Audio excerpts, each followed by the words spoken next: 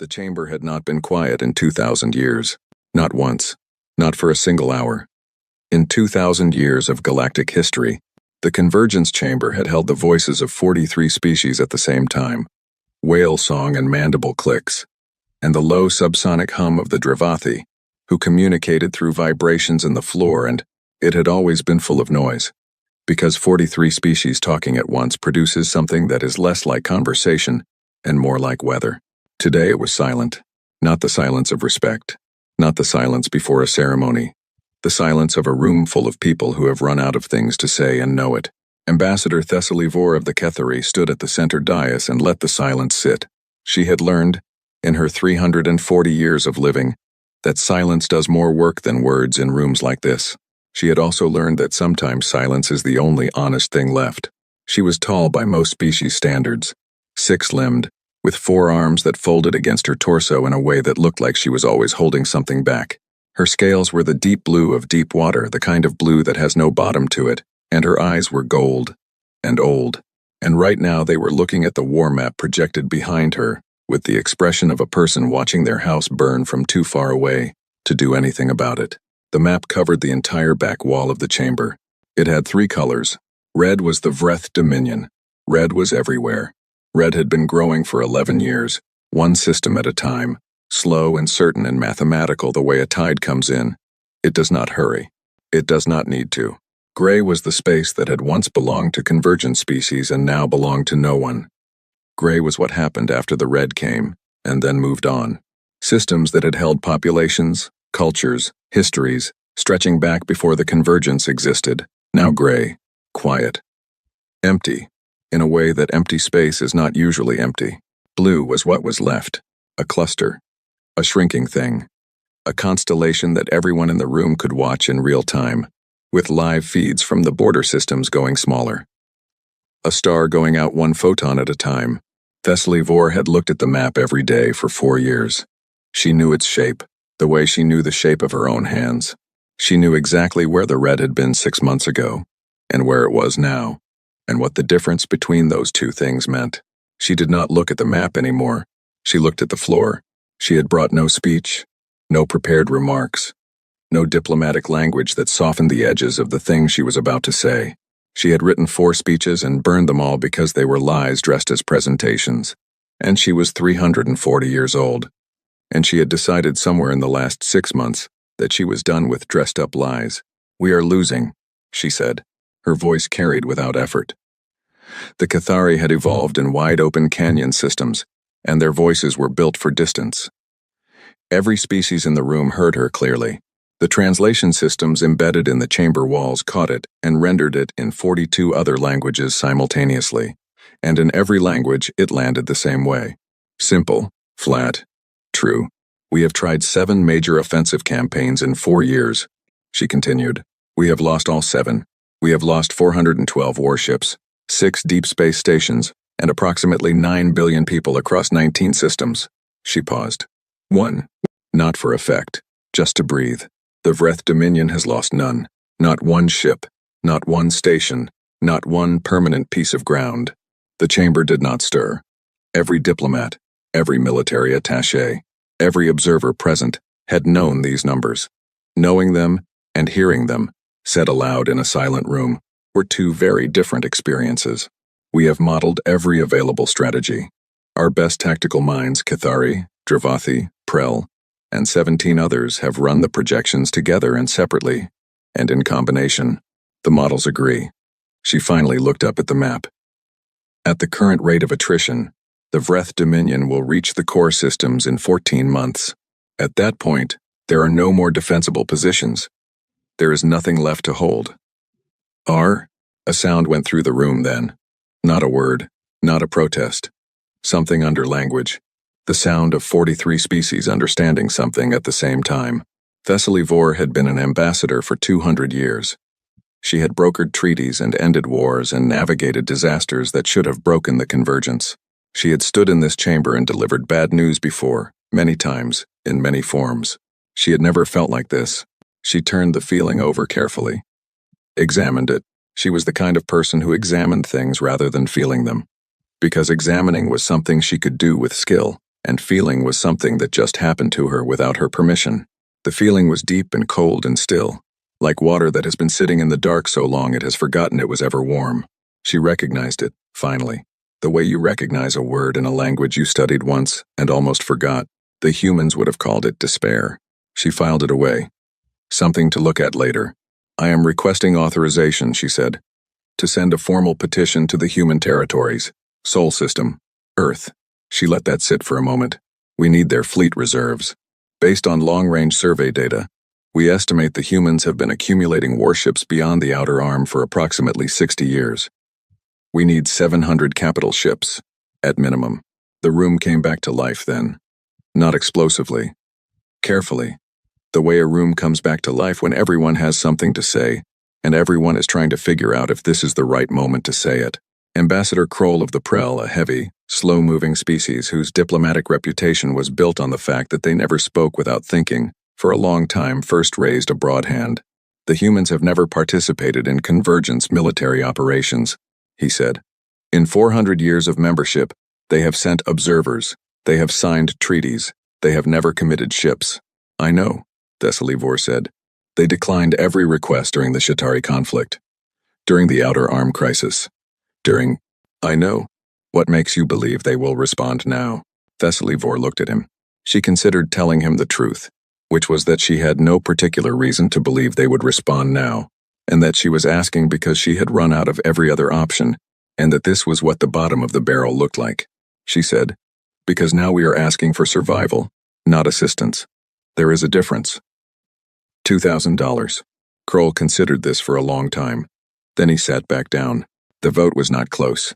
When you have nothing left, even a long shot looks like a hand reaching down. The petition took 11 days to reach Earth. It was encoded in 17 languages, transmitted on every frequency the convergence possessed, wrapped in every diplomatic protocol the 43 species collectively knew. It was, by every measurable standard, the most formally correct, most respectfully worded, most carefully constructed request for military assistance in galactic history. Thessalivor oversaw the composition herself. She spent 3 days on the language. She had old memories of the few times she had dealt with human diplomats, careful, watchful people who said less than they knew and always seemed to be measuring something, and she wanted the document to be something they would respect. The petition explained the war. It explained the losses. It explained the strategic situation in detail that the Convergence's best military analysts had spent weeks organizing. It made the case clearly and completely and, she believed, without the particular flavor of desperation that would make any species instinctively pull back. She thought it was good work. The best of her career, maybe. It took 11 days to arrive. The reply took 4 minutes. She was in her office on the station when the communication came through. The office was modest by Cathari standards. She had never been a person who needed impressive rooms with a wide viewport that looked out over the blue-black of the staging system and the distant shapes of convergence. Ships moving in formation. She had a cup of the bitter tea she'd drunk every morning for 200 years. She had a stack of reports she was working through. When the communication alert came, she set down the reports, sat up, pressed her secondary hands flat against the desk, the way she did when she was bracing for something. She opened it. It was not from the Earth Council, not from the Human Convergence Embassy, not from any of the official diplomatic channels the petition had been directed to. It was from something called the Human Deep Reserve Fleet Command, which she had not known existed until this moment, and it read as follows. Copy that. Sending the Covenant of Salt. She'll be there Thursday. Thessalivor read it once. Read it again. Read it a third time in case she had missed something. A second page. An attachment. A footnote. A qualifier. Of any kind. There was nothing else. She sat very still for a moment. Outside the viewport, the convergence ships kept moving in their careful patterns. The stars were where they always were.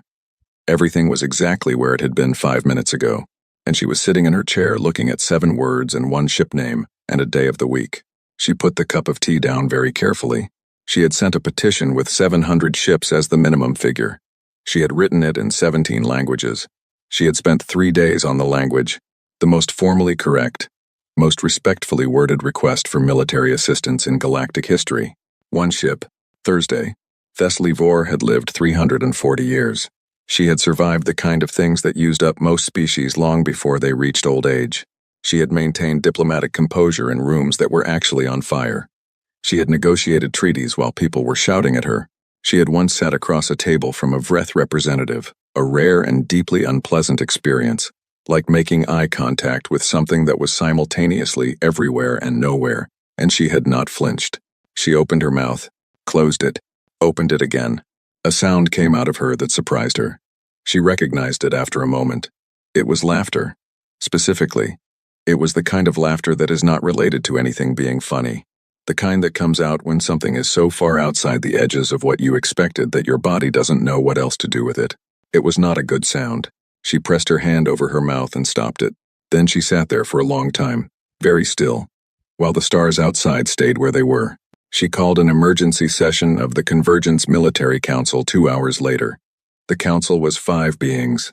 Herself, Fleet Admiral Dros Henke, of the Everyth, a broad-shouldered being whose species had been fighting wars since before most Convergence members had developed written language. General Set of the Prel, Commander Yahal of the 3 Species Joint Force, and the Convergence's chief strategic analyst, a Cathari named Warship who had spent 60 years doing nothing but studying the Everyth Dominion, and looked like it. She showed them the reply. The room went very quiet. Dros Henke read it 3 times. His jaw moved slightly. He looked up. "1 ship," he said. "1 ship." Thessalivor confirmed. "We asked for 700, at minimum. I am aware of what we asked for." He put the document down on the table with the controlled care of a person who wants to do something much more forceful with it, and is choosing not to. "This is an insult," he said. The word came out flat and certain. "They are telling us, through their silence and through this," he touched the document as though it had done something to him personally, "that we are not worth a real answer, that our war is not worth their fleet." Thessalivor said nothing. "We should reject it," he continued. "Return the response. Make clear that we sent a formal petition and we deserve a formal answer. 1 ship is not an answer. 1 ship is a joke." "It might be," Thessalivor said. "It is. Or it isn't, and we don't understand why yet." She looked at the document again. The 7 words. The ship name. The day of the week stated with the confidence of a person who has already worked out exactly when they'll arrive and doesn't need to explain the math. The humans have been in the Convergence for 400 years. In 400 years, they have never sent 1 ship as an answer to anything. They have never sent any ships. The question I am asking myself is, why now, and why 1? Warship, who had been very quiet in the corner, spoke for the first time. "Because they've been watching," she said. Everyone looked at her. She had that quality of rarely speaking and then saying something that rearranged the room when she did. 400 years of Convergence membership and no military commitments means 400 years of having access to everything we know. Every battle report, every tactical survey, every study of Everyth fleet behavior that the Convergence has produced. They have been watching. They have been learning. She paused. "We don't know what they learned." The room was quiet again. "The Covenant of Salt arrives Thursday," Thessalivor said. "We will find out what they know when they get here." She looked at Dros Henke. "And we will not reject the response. We cannot afford the luxury of being insulted." He didn't argue. Dros Henke was a military man, and military men who have been losing for 4 years tend to lose the taste for gestures. She went back to her office afterward and stood at the viewport for a long time. The staging area was filling. More Convergence ships moving in from the outer systems, answering the general recall that had gone out 3 weeks ago. Beautiful ships, most of them.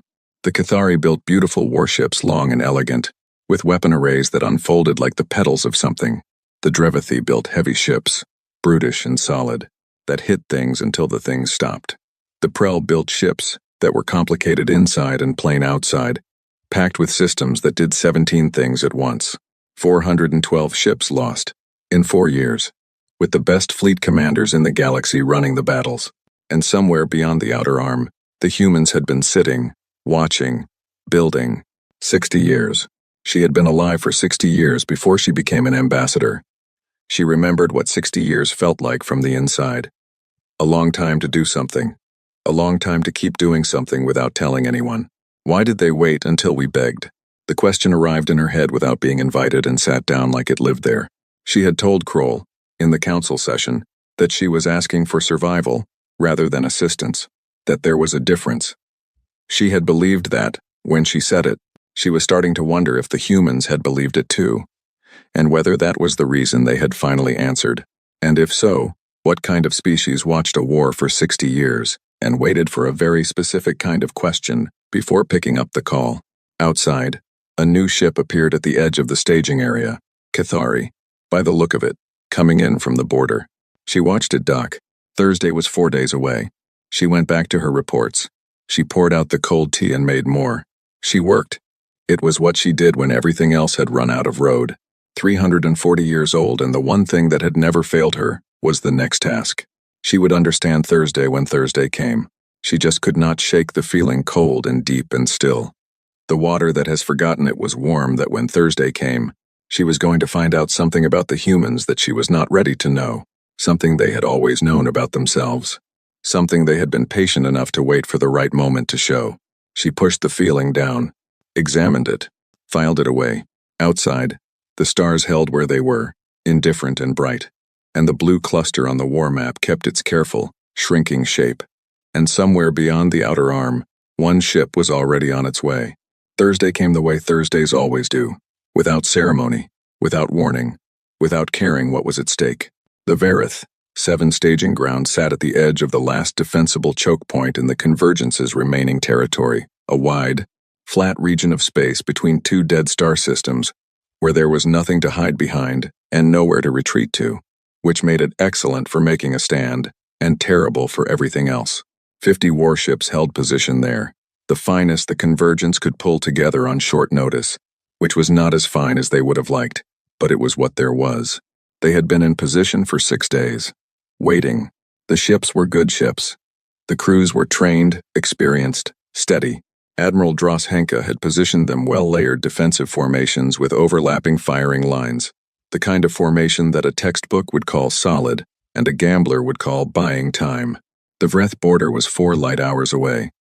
Everyone could feel it the way you feel a storm on the horizon before it gets there. That particular weight in the air. That particular silence. At 0612 station time on Thursday morning, the long-range sensors picked up a single FTL signature inbound from the direction of the outer arm. One ship. It dropped out of faster-than-light travel at the edge of the staging area and held there for exactly 9 seconds, long enough for the Convergence ship's targeting systems to get a complete read on it, and then move toward the station at a steady, unhurried pace, as though it was arriving somewhere it had always meant to be, and saw no reason to rush about it. Thessaly Vor was on the command deck of the Cathari flagship Shearwind when it came in. She had not slept well. She had been on the command deck since 0400 because she was the kind of person who could not sit in her quarters when something important was about to happen. She had a cup of tea. She was not drinking. The sensor chief, a young Cathari officer named Prell who had the kind of face that showed everything he was thinking, pulled up the feed and put it on the main screen. Thessaly Vor looked at the Covenant of Salt. It did not look like a warship. She was not sure what it looked like. It was black-hulled, which was the first thing she noticed, not the standard military gray or the Convergence fleet's deep silver, but black, flat and non-reflective, the kind of black that does not catch light so much as absorb it. It was long, longer than the Shearwind by a significant margin, and the Shearwind was not a small ship, but where the Shearwind and every other ship in the staging area were clearly built to look powerful, weapon ports visible, armor plating prominent. The visual language of threat written into every line, the Covenant was smooth, plain, almost featureless from the outside. There were no visible weapon ports. This either meant it had no weapons, which seemed unlikely given the circumstances, or that the weapons were somewhere the eye was not being invited to look. Thessaly Vor stared at it for a long time. Hull configuration is unlike anything in our database, Prell reported. He was trying to sound professional. He mostly managed it. Engine signature is larger than it should be for a ship this size. Much larger. Like the ship is carrying. He checked his readings twice. 3 times the power plant a vessel this size would normally require. Why? Thessaly Vor asked. I don't know, he said. I genuinely don't know. The Covenant of Salt docked at the station with the casual ease of a vehicle that has done this 1,000 times. No approach complications. No course corrections. It simply arrived, extended its docking arm, connected, and went still. A hatch opened, 3 humans came out. The Cathari had records on humans, of course. 400 years of Convergence membership produced a lot of records. Thessaly Vor had studied the species the way she studied every species she worked with, their history, their politics, their conflict patterns, their famous tendency to be difficult to predict. She had met human diplomats before. Careful, watchful people.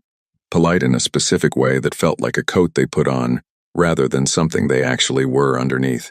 The humans who came off the Covenant of Salt were not wearing that coat. Commander Vera Okafor came first. She was in her 40s by human counting, which for a species that lived roughly a century meant she was somewhere past the middle and heading toward the far end, with clear eyes and no particular distress about it. She was dark-skinned, medium height, with the build of someone who was strong in the practical way, rather than the impressive way. She walked the way people walk when they have stopped caring what the walk looks like. She was carrying a ceramic mug. The mug was white with text printed on it in the human written language. Thessaly Vor would have the translation brought to her later. It read, "World's okayest, apocalypse." She did not explain the mug.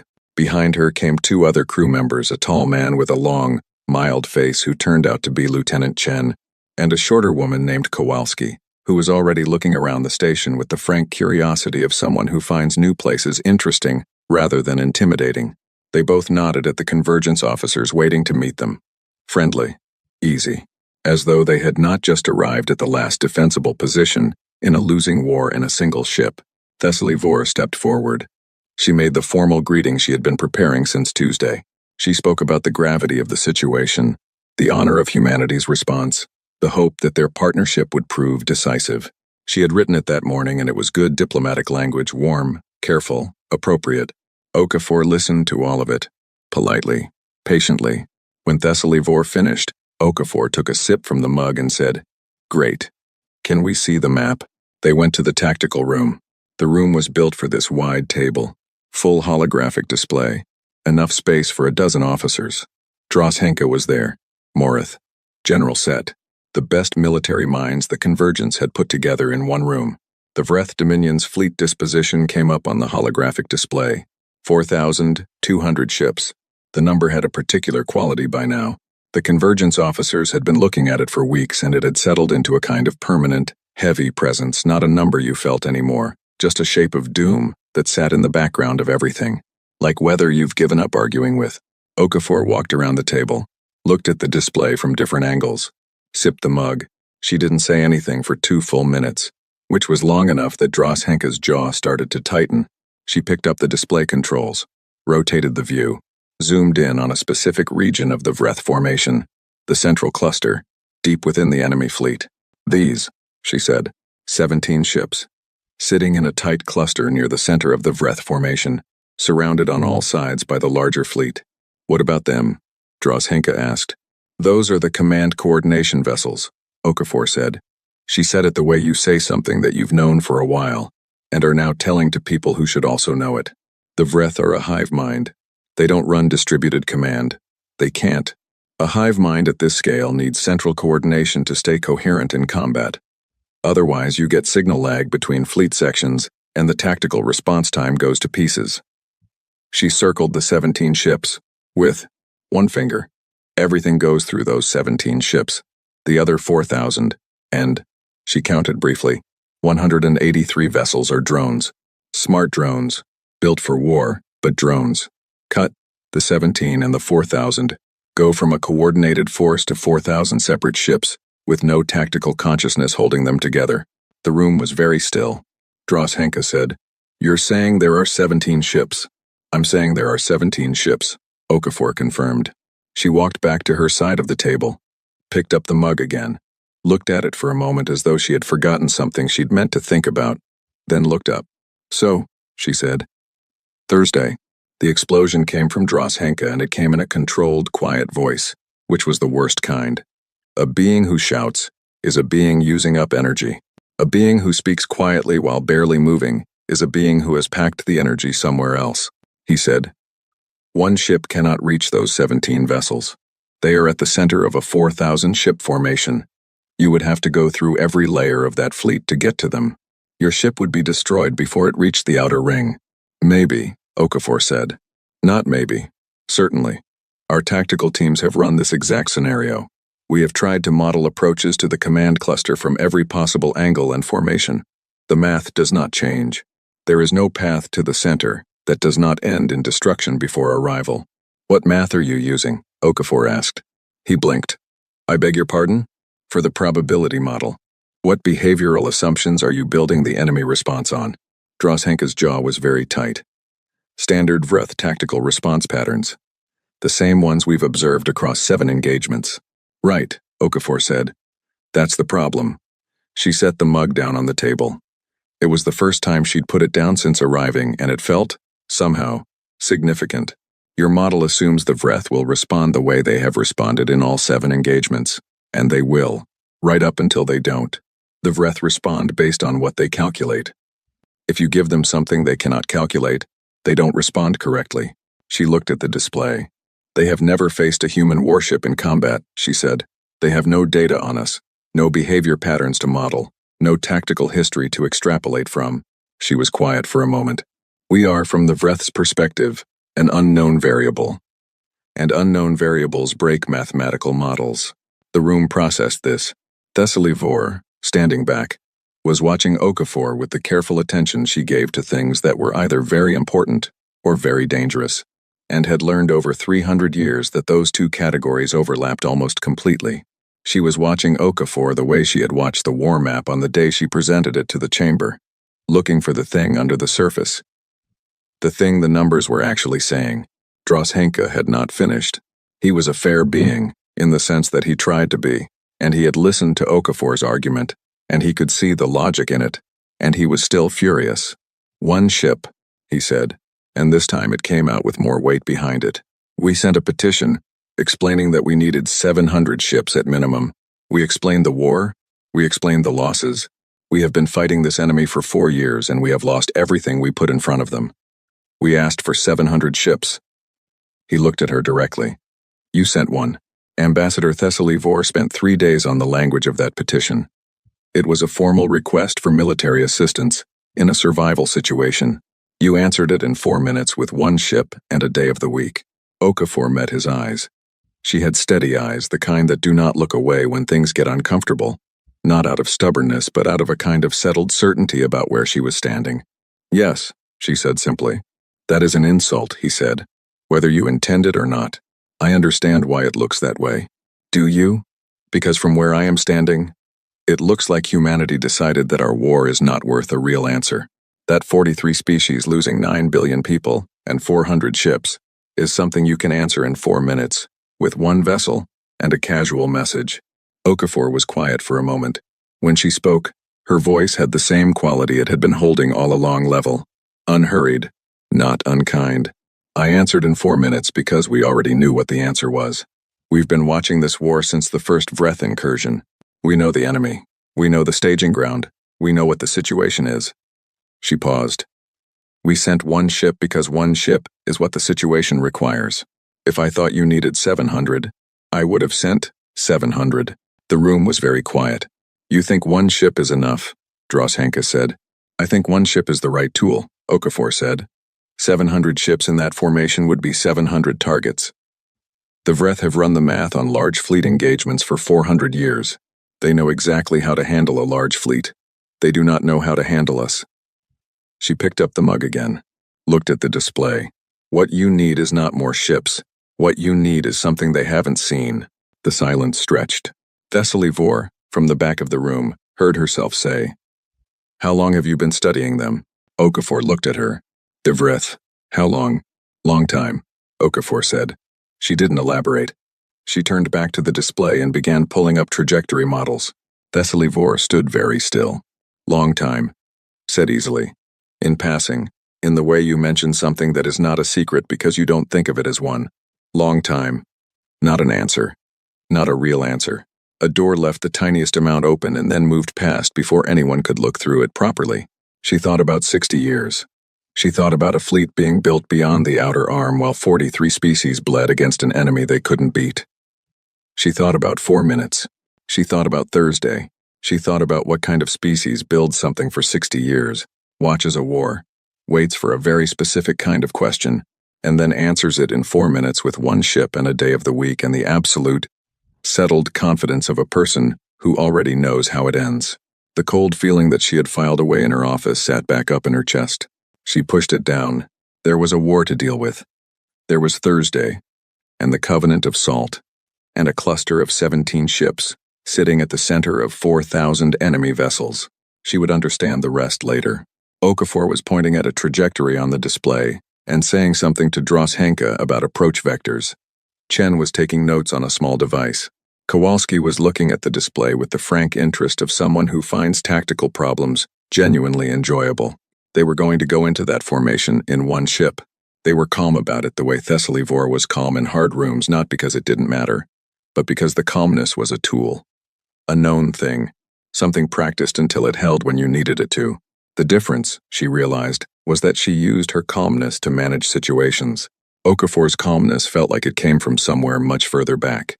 Something that had been decided long before this room, this war, this staging ground. Like she had already done the math and the math had come back fine and there was simply nothing left to be concerned about. The thought should have been reassuring. It wasn't. Quite. Outside the station, the convergence fleet held its careful formation in the dark, and 4 light hours away, 4,200 Everyth ships moved toward the last blue thing on the map, slow and certain and mathematical, the way a tide comes in. The Covenant of Salt sat in its dock, waiting for Saturday, as it turned out. Okafor had said Thursday was arrival. She had not said when she planned to move. Lieutenant Navigator Prell of the Cathari vessel Shearwind was 22 years old, which in Cathari terms meant he was practically a child, and he had volunteered for border duty 3 times because he had been raised on stories of the convergence and believed in it, the way young things believe in things, completely, without the complicated texture that age puts on belief. He had been on the Shearwind for 8 months. He had seen 4 engagements with the Everyth. In 3 of them, they had run. In 1, they had held, briefly, before running. He had watched ships he knew get taken apart by enemy fire, and he had learned that the stories he'd grown up on were good stories. They were just incomplete. On Saturday morning at 0512 station time, he was at the navigation console when the Covenant of Salt undocked. He watched it on the sensor feed because it was his job to watch what the sensors showed. And what the sensors showed was something he later spent a long time trying to put into words. The Covenant moved away from the station slowly at first. Then it turned toward the Everyth formation, which was visible on long-range sensors, now 4,000 ships, in their perfect mathematical formation. 4 light hours out, and closing, and it stopped. Held position. Prell checked the sensors twice. The ship wasn't accelerating. It wasn't changing configuration. It was just sitting there, approximately 12,000 kilometers from the station, pointed at the enemy fleet. "What's it doing?"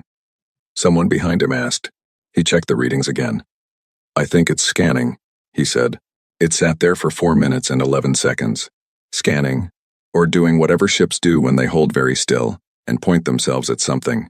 Then its engines lit a signature that made Prell's console produce 2 warning tones he had to manually cancel, and it moved. He had seen ships move fast. He had logged the flight data of every major class in the Convergence fleet. He thought he had a reasonable sense of what fast looked like. The Covenant of Salt was not operating in the same category. It covered the first 100,000 kilometers before he finished the thought that it was accelerating.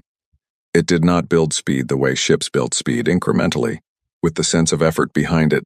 It simply went from still to there, like the space between the 2 points had briefly stopped being real. He stood up from his console. He was not supposed to stand up from his console. "It's heading straight into the formation," he said. "Navigator," the shift commander said. "It's heading straight in," Prell said. He couldn't stop himself. No flanking approach. No evasive entry pattern. Straight in. The formation is going to see it coming from the moment it crosses the outer sensor range, and it's going. He looked at the trajectory math. His console was running. Straight in. "Navigator, sit down." He sat down. He kept watching. What happened over the next 2 hours was recorded by every sensor on every ship in the Convergence fleet. Studied by 9 separate military analysis teams in the 6 months that followed, and never fully explained to Prell's satisfaction or anyone else's. He wrote his account 3 weeks later, when Admiral Thessaly Vor's office requested individual crew reports from everyone who had been on sensor duty during the engagement. He was not sure if it would be useful. He wrote it anyway.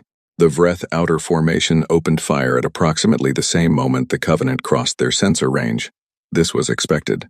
What was not expected was that the Covenant was not where the fire was going by the time it got there. I want to be precise about this because I have replayed the sensor data more than 30 times. The Everyth aimed accurately. Their targeting systems are, by every analysis we have done, the best in the known galaxy. They hit what they aim at. In every engagement I have observed and in every engagement in our tactical database, the Everyth hit what they aim at.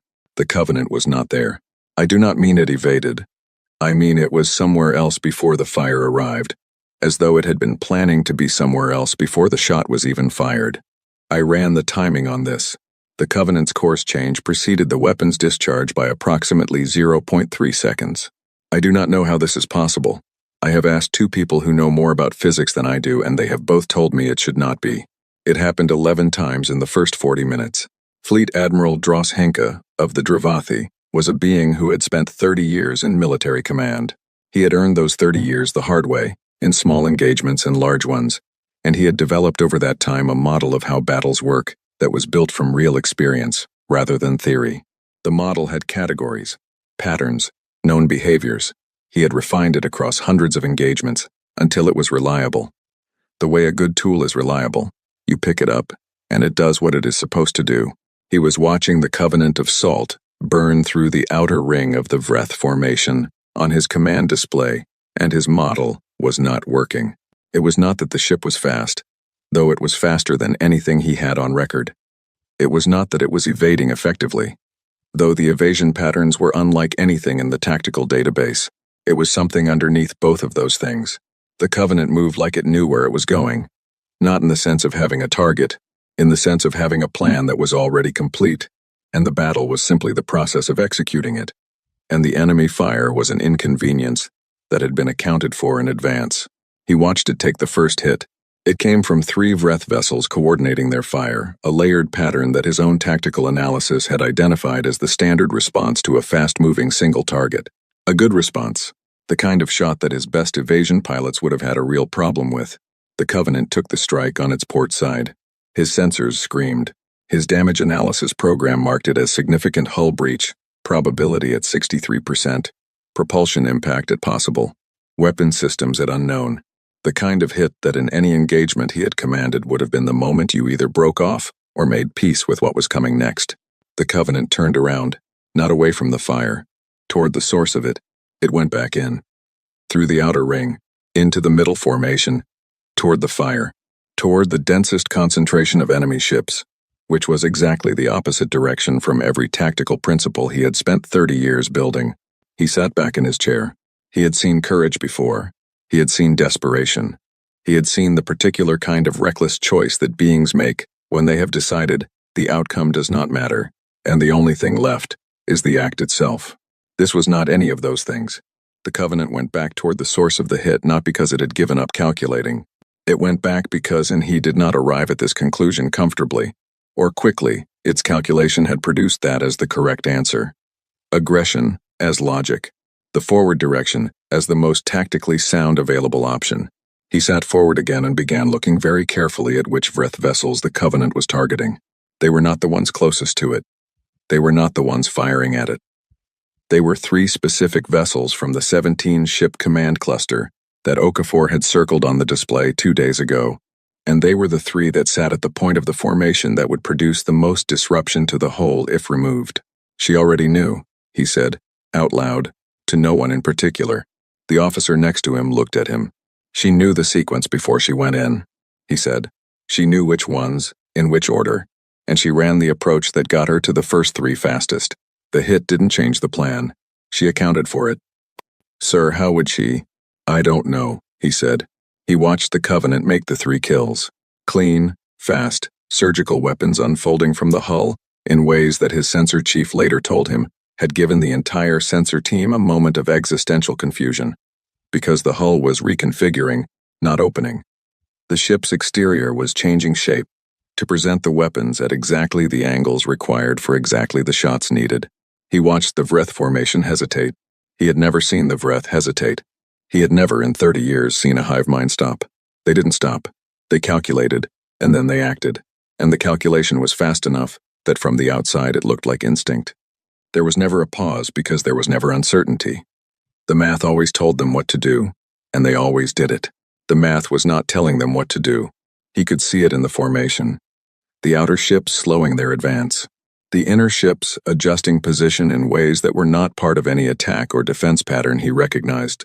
Small, fractional movements that were the formation-level equivalent of a person shifting their weight, looking for stable ground. The Covenant was still in the middle of them. Still moving. Commander Yahal of the Joint Force wrote a much shorter account than Prell's. At 0712, the Covenant had eliminated 9 of the 17 command coordination vessels. The Everyth formation response had become, by this point, visibly degraded. The outer ring vessels were operating on a approximately 7-second delay between stimulus and response, which does not sound significant until you are in a battle, and 7 seconds is the difference between a shot going where it was aimed and a shot going where the target used to be. At 0741, the Covenant took a second hit. This one was larger. Our damage systems flagged it as critical. I ordered a rescue approach to be planned and then, approximately 4 seconds later, canceled it, because the Covenant had already resumed course and speed. I will not pretend I understood this in the moment. I will say that what I observed was a ship that had taken damage our systems considered potentially fatal and responded by going faster. Make of that what you will. It was Warship who was watching the communications data. Everyone else was watching the visual feed, the weapon impacts, the tactical display. Warship had been watching the Everyth communication patterns, the signals that passed between the command vessels, the coordination traffic that was the nervous system of the hive mind in combat. She had been studying the Everyth for 60 years. She knew their communication patterns better than anyone in the convergence. Better, probably, than anyone alive. She could read the shape of their signals without translating the content. The way you can read the mood of a conversation from tone and rhythm without hearing the words. She watched the communication patterns through the first hour of the engagement. What she saw? Over 93 minutes of a battle that should have been over for the Covenant roughly 80 minutes in, was a hive mind unraveling. Not breaking, not panicking. A hive mind cannot panic in the way individual beings panic. But she watched the Everyth's coordination traffic go from the dense, precise, layered thing it always was, like a machine running, smooth and purposeful, to something that was running the same processes over and over, faster and faster, producing answers it then appeared to discard and run again.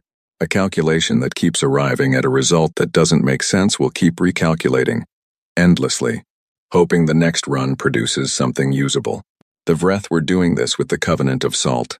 They were running the behavioral model of the ship, generating predictions, acting on those predictions, finding the predictions wrong, running the model again, finding the model wrong, running it again. The ship was not behaving in a way any rational model could account for, and the Everyth's entire tactical system was built on modeling rational behavior on the mathematical certainty that any species, when the odds crossed a specific threshold, would choose survival over the fight. The Covenant did not cross that threshold. It reached it and kept going. It took damage that moved it past every survival calculus inflection point in the Everyth model and responded by accelerating. The model broke. Warship watched the Everyth run it 47 times in 93 minutes. It broke 47 times. She wrote in her account, "I have spent 60 years studying the Everyth Dominion. I have studied their biology, their history, their psychology, their tactical doctrine. I believed I understood them as well as a being outside the hive mind can understand a hive mind. I was unprepared for the experience of watching something I understood completely encounter something it could not understand at all. The Everyth are not cowards. They are calculators. When the calculation fails, they have nothing to replace it with. The Covenant was not a military problem for them. It was an epistemological one. They could not model it. You cannot defeat something you cannot model. At 0847 station time, the Covenant of Salt eliminated the 14th command vessel. 3 remained.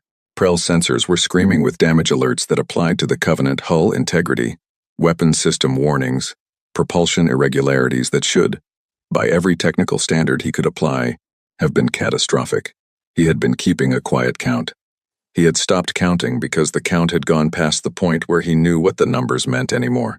He sent a query to Commander Okafor. It was not standard protocol. He was aware it was not standard protocol. He sent it anyway. He asked, as politely as he could manage in the specific circumstances, whether the Covenant required assistance. The reply came back 11 seconds later. It read, "We're fine." Chen burned his hand. "Kowalski's playing music too loud. We're good." Prell read the message. Read it again. Saved it. He was not sure why, he just saved it. He went back to his console. The Covenant was moving toward the 15th command vessel. The Everyth formation around it had slowed to something close to stillness.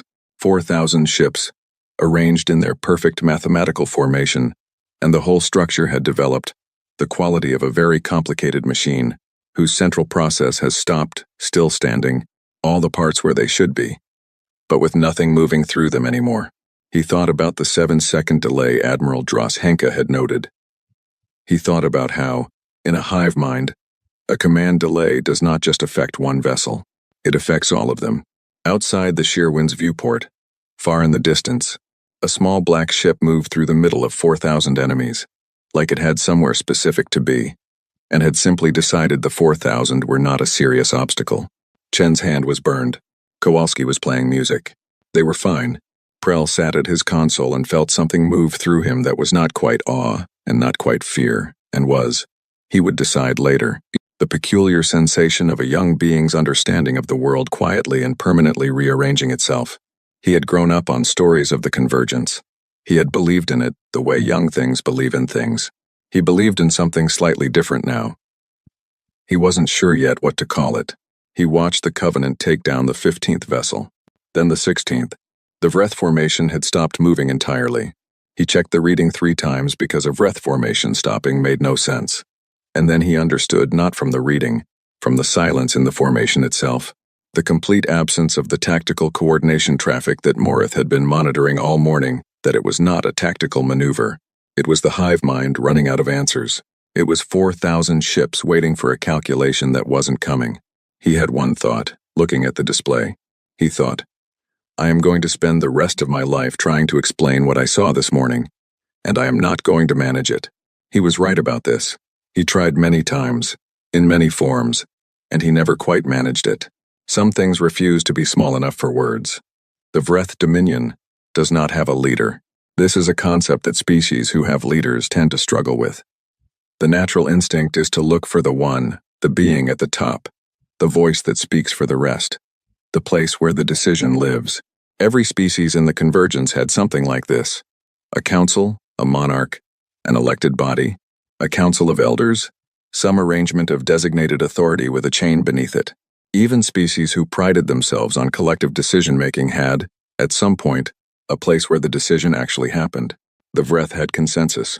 1,100 years of consensus, built through a hive mind that connected every one of their ships and beings into a single vast awareness. Not a democracy votes imply individuals with preferences, and the Everyth hive mind did not experience preference the way individual beings did.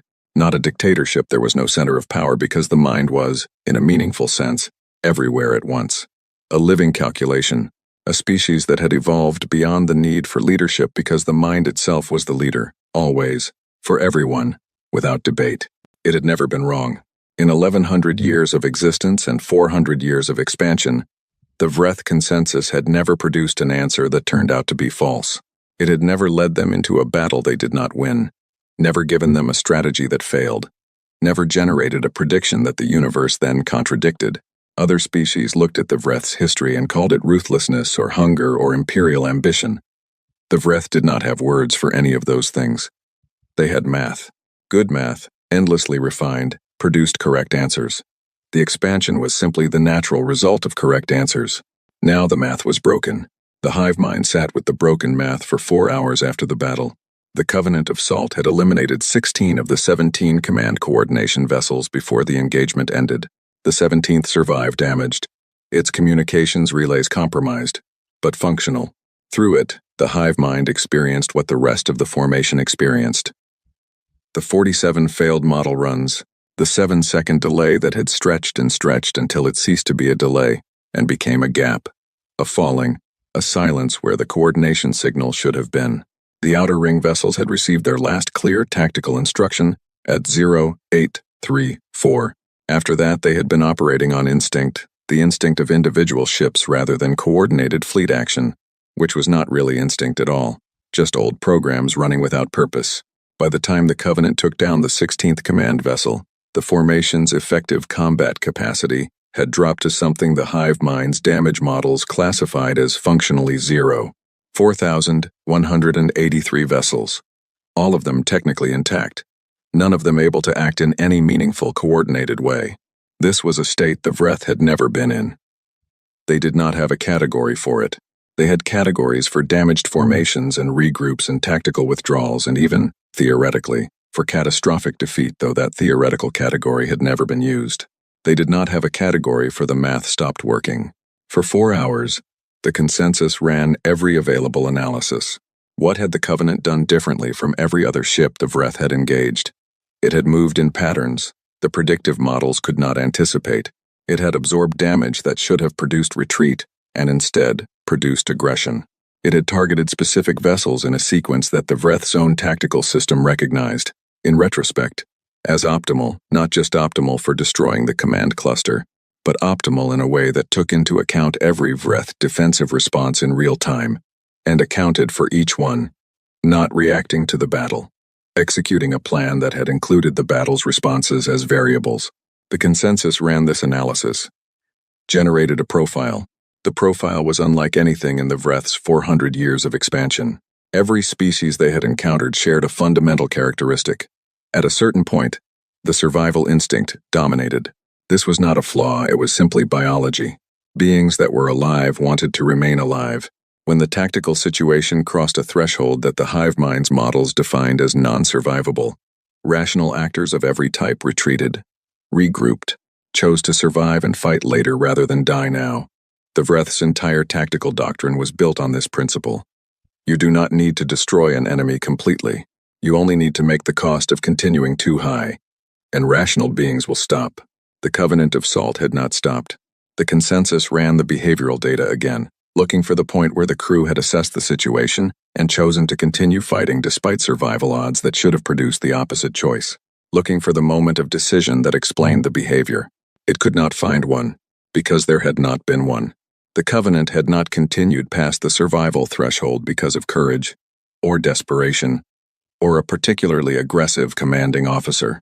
It had continued because, and the consensus generated this conclusion with the careful precision it applied to all conclusions, and then sat with it for a long time, because it was a strange conclusion. The crew had not been calculating survival odds at all. They had been calculating mission completion odds, and the two calculations had produced different results. Mission completion was still possible, so they had continued, says. The survival of the crew, in the calculation the Covenant was running, was a secondary variable. The consensus had never encountered this.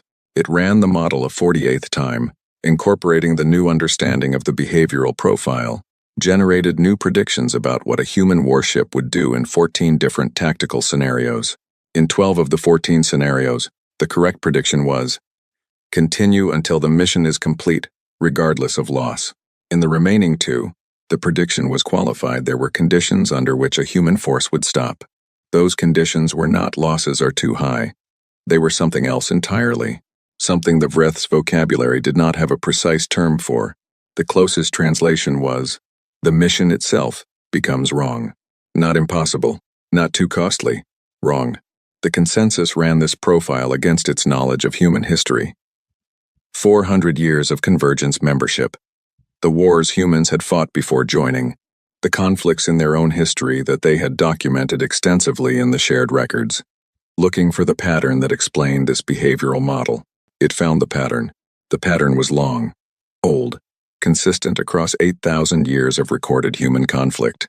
A species that, in the entire span of its documented warfare, had never once stopped fighting simply because the odds were against it, that had fought on from positions of total disadvantage, and sometimes won, and sometimes lost, and had apparently found both outcomes acceptable as long as the thing they were fighting for was the right thing. A species that had, on multiple occasions in its own history, chosen to lose rather than win, in a way that compromised something they had decided was non-negotiable. The consensus sat with this for a long time. It ran the models again, projected forward. If the war with the convergence continued, if more human ships were committed, if the behavioral model it had generated was correct. The projection was clear. The Everyth could not win this war. Not because the humans had more ships, not because the humans had better weapons, though their technology was concerning, because the humans would not stop, and a species that will not stop, fighting in defense of something they have decided is worth the cost, was not a problem the hive mind's math could solve. You cannot wear down a species that has decided wearing down is acceptable. You cannot make the cost too high for a species that has been paying high costs for 8,000 years and calling it the price of being what they are. The consensus made its decision. It was not a difficult decision. It was the only decision the math supported. The communication request came through at 1,203 station time, not to the Convergence flagship, not to Admiral Dross Henke's command vessel, not to any of the Convergence channels that had been the standard diplomatic interface for 4 years of war, to the Covenant of Salt. Thessaly Vor was in the tactical room with Dross Henke and Warship when the communications officer brought the alert. She read it twice. Then, she looked at Warship. Warship looked back at her. Something moved across the old analyst's face that Thessaly Vor had not seen there before. Not surprise. Something quieter than surprise. They went to the Covenant's communication relay together. Okafor was already on the channel. Thessaly Vor observed this and filed it away, sitting at her command console with the mug and what appeared to be a slightly singed jacket.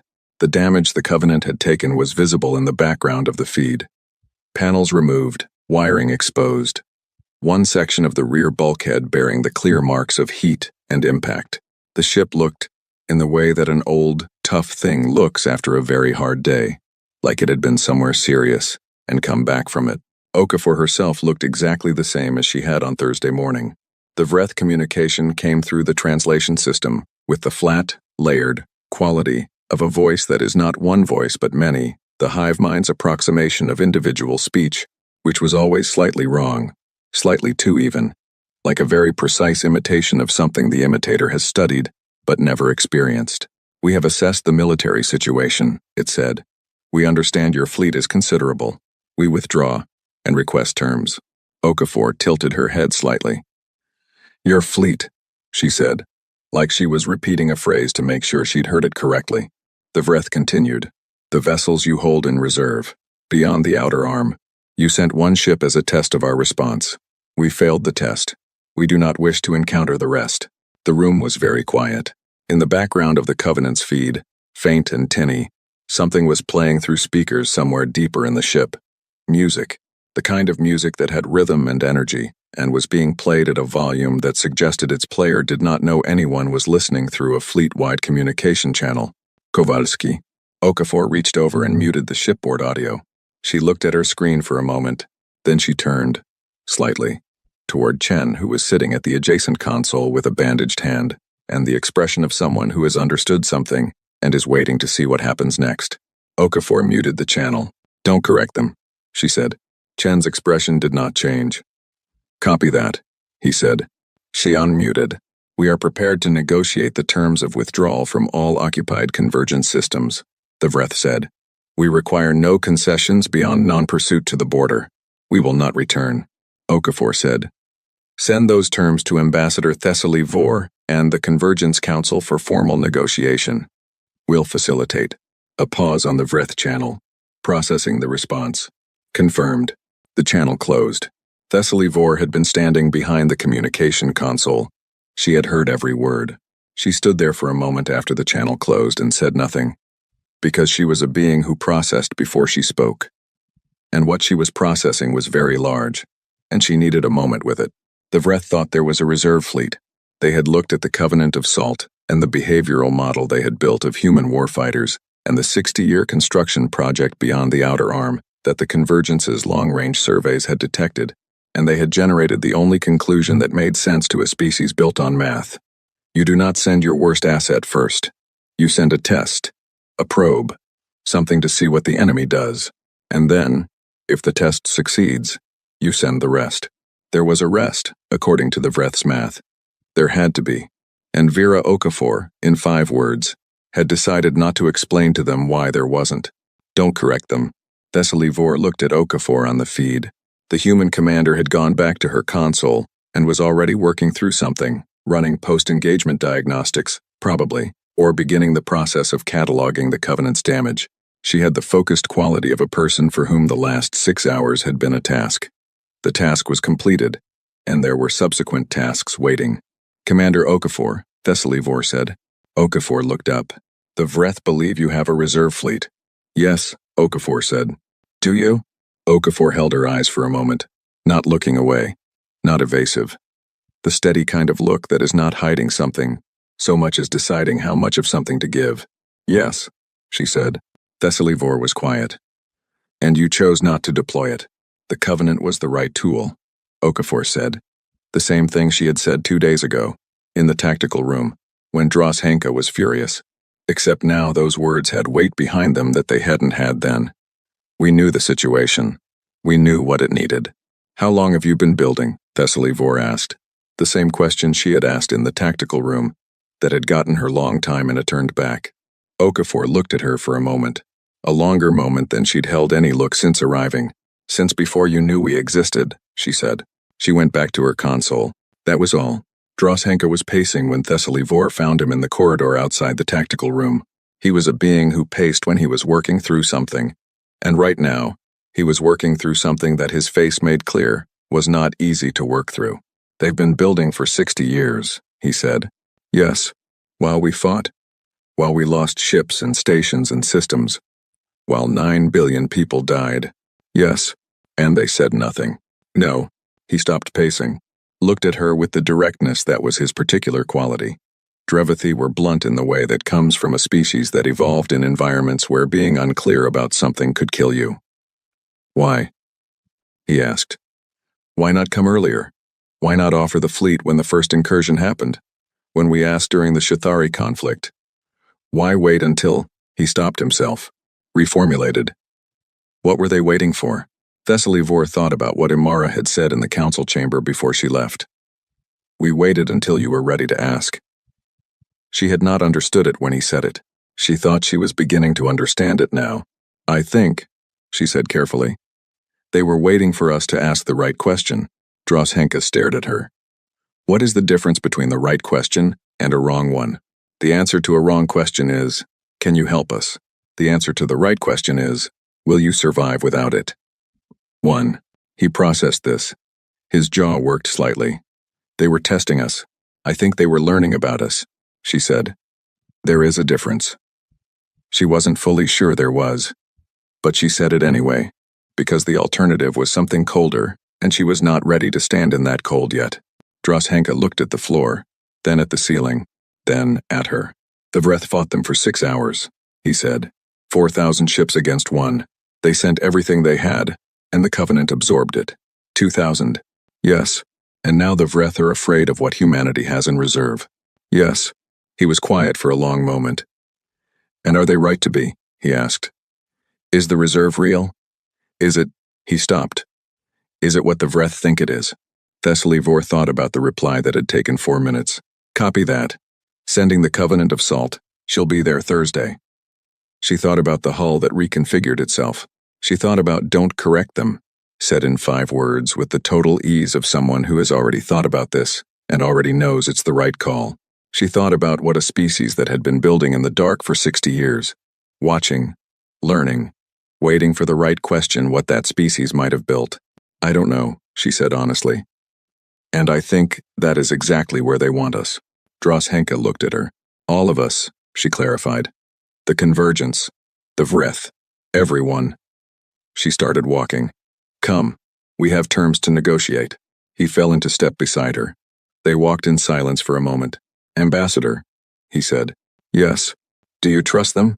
Thessaly Vor considered the question with the seriousness it deserved. She had been turning it over since Thursday morning, since the 4-minute reply, since don't correct them, and 60 years of building in the dark, and since before you knew we existed. I trust that they are exactly what they appear to be, she said. And what is that? She thought about it for another moment. Something that has been planning for a very long time, she said. And something whose plan, as far as I can tell, includes us surviving. She was not entirely sure if that was reassuring. She kept walking. Behind them, down the corridor, in the battered hull of the Covenant of Salt, Kowalski's music started up again. Louder this time, like she didn't know or didn't care about the fleet-wide channel, or like she knew exactly what she was doing. Thessaly Vor had stopped trying to decide which one it was. 6 months later, the war map was blue. All of it. Every system that had been gray, every border that had been red, every point of light that 43 species had watched go dark over 4 years. Blue. Restored. The Everyth Dominion had done what it said it would do in the ceasefire terms. It had pulled back. Completely. Quickly. Without incident. With the precise, unornamental efficiency of a species that had made a mathematical decision and was executing it. They did not explain themselves. They did not send a diplomatic mission. They did not ask for anything beyond what they had asked for in the ceasefire. Non-pursuit to the border. They got it. They went. The convergent systems they left behind were damaged, empty, scoured by 4 years of occupation. Rebuilding them would take decades. The beings who had lived in them the 9 billion accounted for, and the others, the ones who were never accounted for, did not come back. The map was blue, but blue was a color that did not know what had been in the space before it. Thessaly Vor stood in front of it on the day the formal session opened.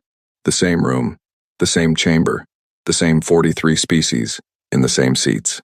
She had stood in this room with this map behind her 6 months ago and presented a catastrophe in numbers. Today the map was the other thing, and she found that the other thing was harder to stand in front of than the catastrophe had been. A catastrophe has a shape you understand. A rescue has things underneath it that you have to look at eventually. Ambassador Dio Imara, of the Human Convergence Mission, was 60 years old. He was a compact man, the kind of build that reads as ordinary in photographs and capable in person. He had silver at his temples, and the hands of someone who had spent decades writing, and not much else. And he had the specific quality, Thessaly Vor noticed this the moment he walked in, of a person who has been waiting for a meeting for a very long time, and has decided that patience, when you wait long enough, eventually becomes indistinguishable from strength. He sat down at the table where the formal inquiry would be conducted, and folded his hands, and looked at the assembled council of the convergence, with the expression of a being who is prepared for every question in the room. Thessaly Vor conducted the session. She started at the beginning. Why one ship? Why not 700? Why now, when every prior request had been refused or ignored? She had written these questions out, and they were the obvious questions, the ones everyone in the room needed answered. But they were not the questions she actually wanted to ask. They were the scaffolding. She built through them carefully, watching Imara answer each one with the same level. Unhurried precision. One ship was the right tool for the situation. The Everyth's coordination structure made a surgical strike more effective than mass engagement. The Covenant was built for this kind of operation. The prior requests had not been refused. They had been assessed and found to be situations in which human military involvement would not produce a significantly better outcome than the Convergence's existing forces. The timing had been a question of readiness. Whose readiness? The Everyth representative asked. Admiral Dross-Henke had not come to the formal session. He had sent a deputy. The deputy had his quality of blunt questions. Humanities? Yours? Ours, Imara said. You were ready before the war started, the deputy said. The long-range survey data places the beginning of your outer arm construction approximately 60 years before the first Everyth incursion. You were ready before there was a war to be ready for. Yes, Imara said. He said it without qualification or apology. Then whose readiness were you waiting on? Imara looked at the table for a moment. Not evasively, he was the kind of person who looked at things while he was thinking about how to say them, rather than while he was deciding whether to. Yours, he said. The Convergences. The room went quiet. We have been members of the Convergence for 400 years, Imara continued. In that time, we have watched 43 species navigate crises, wars, conflicts, disasters. We have watched how the Convergence behaves under pressure, what it prioritizes, whether it functions as a genuine collective or as a coalition that holds together until holding together becomes too costly. He paused. That is not a simple thing to assess. It takes time. You were evaluating us, said the Prel representative. Not a question. We were learning who you are, Imara said. There is a difference. Thessaly Vor heard the echo of her own words to Droshenka. She had said the same distinction 6 months ago, in a corridor. Still not entirely sure she believed it. She was still not sure she believed it now. And what did you learn? She asked. Imara looked at her. He had that quality of giving his full attention when he turned it on something, the kind of attention that makes you feel, slightly, like you are being read. We learned that the convergence will hold, he said. Given sufficient pressure, it holds. 43 species, different histories, different biologies, different values, and under 4 years of the worst military campaign in galactic history, you stayed together. You fought badly, in some places. You made mistakes, but you stayed together. He paused. That matters. More than you might think it does. Why? Thessaly Vor asked. He considered this. Because what comes next requires it, he said. The Everyth are not the last problem the galaxy will have. They are not even the most difficult one. What comes next will be harder, and it will require the 43 to function as one rather than as 43 separate species with a shared building. He looked at the map. You can do that now. You couldn't 4 years ago. The room processed this. You let us bleed, the Everyth deputy said. Yes, Imara said. 9 billion people. Yes, he held the deputy's gaze. He did not look away from it. He did not qualify it or soften it. That is a number I will not diminish. We made a calculated decision that earlier intervention would not save more lives than it cost, and I will not pretend that calculation is comfortable, or that everyone in that number would agree with it. Load. The silence that followed had a particular texture. The kind that happens when a room full of people hears something true that they wish were not true. Thessaly Vor had spent 6 months living with the thing under the relief. The cold, deep, still thing.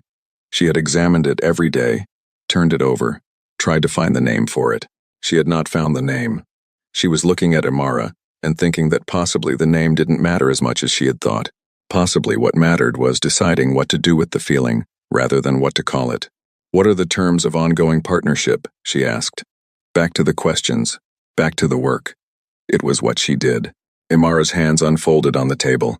He produced a document. Not a short one.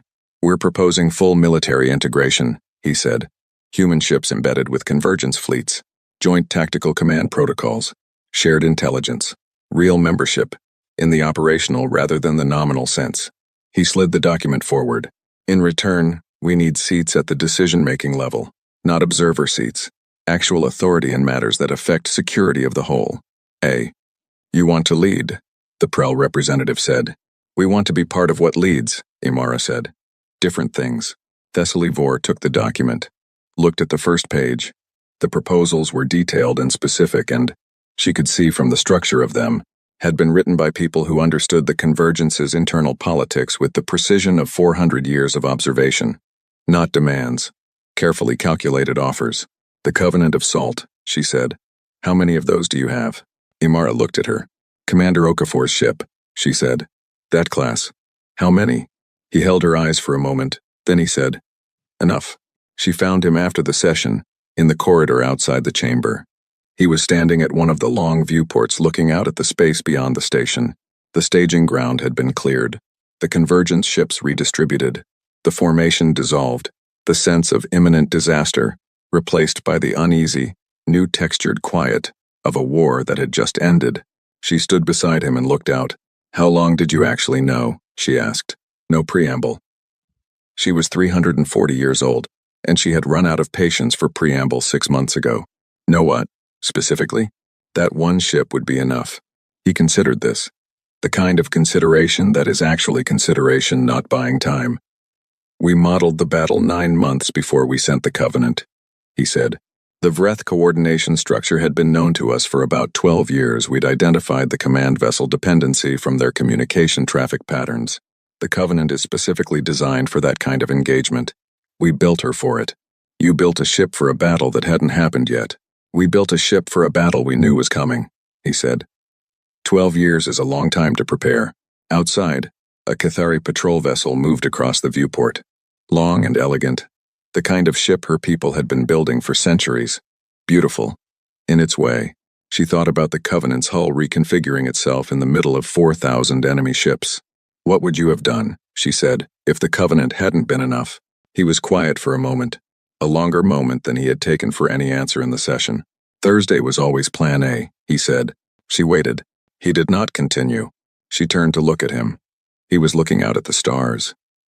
His profile was the profile of a man who has said exactly what he intended to say and has nothing to add to it. "And plan B?" she asked. He turned and looked at her then, for the first time since they'd come to the corridor. Full attention. "The reading look?" "The session went well," he said. "The integration proposals look promising. I think this is the beginning of something that will hold."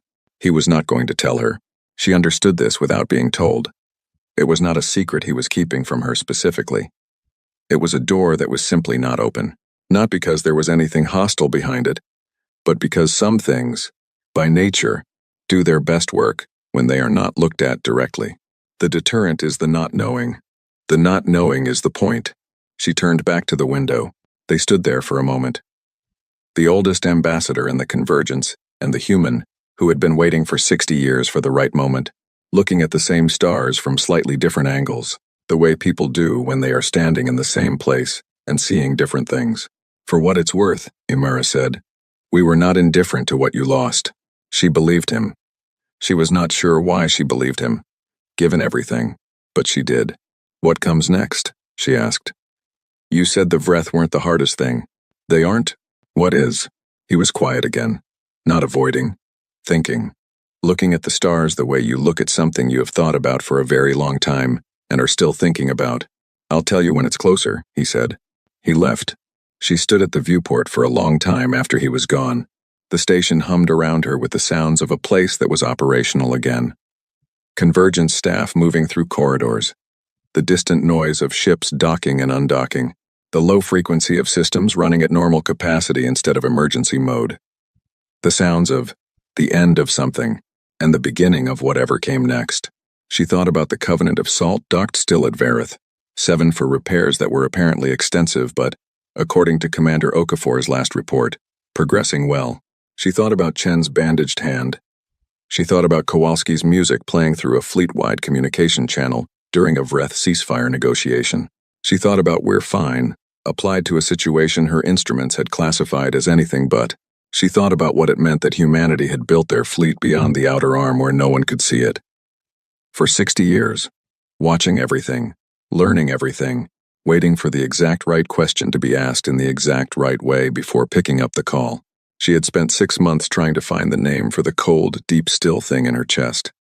The thing that had arrived the day the 4-minute reply came and never entirely left. She found it, standing at the viewport, looking at stars that held where they always were, indifferent and bright. It was not fear. Not exactly. It was a cousin of fear. Something that lived in the same neighborhood. It was the feeling of understanding, for the first time in 340 years, that there was something in the galaxy she did not fully understand. Something patient and large and purposeful that had been there all along, watching, and had chosen, at a specific and calculated moment, to let itself be seen, and had shown her exactly enough. Not too much, never too much. Exactly enough. She filed it away, studied it, found it interesting in the way that you find a thing interesting when you know you will be thinking about it for the rest of your very long life. Outside, in the dark beyond the viewport, the stars held their positions, unmoving, patient. They had been burning for billions of years and they would burn for billions more. And in all that time they had witnessed everything and explained nothing. And right now they reminded her, in a way she could not have explained to anyone who asked, of humanity. Something that had been there all along. Something that had always known. Something that was not finished yet. The galaxy had spent 400 years assuming it understood who the humans were. It had given them observer seats and treaty memberships and polite, minimal attention. It had asked them for help 3 times across 4 centuries and accepted the quiet refusals and moved on. It had not asked the right question. The right question, when you were desperate enough to mean it, and the Vreth were 4 light hours away, and there was nothing left between you and extinction, except the willingness to say, please, we need you, we cannot do this without you. The right question, it turned out, was the one that got a 4-minute reply, and a ship named the Covenant of Salt, arriving on a Thursday. The Vreth had been the terror of the galaxy for 400 years. It took considerably less time than that for the galaxy to discover that the species who ended that terror was not the reassuring kind of powerful. It was the other kind. The kind that had been watching since before you knew to look. The kind that sent one ship and meant it.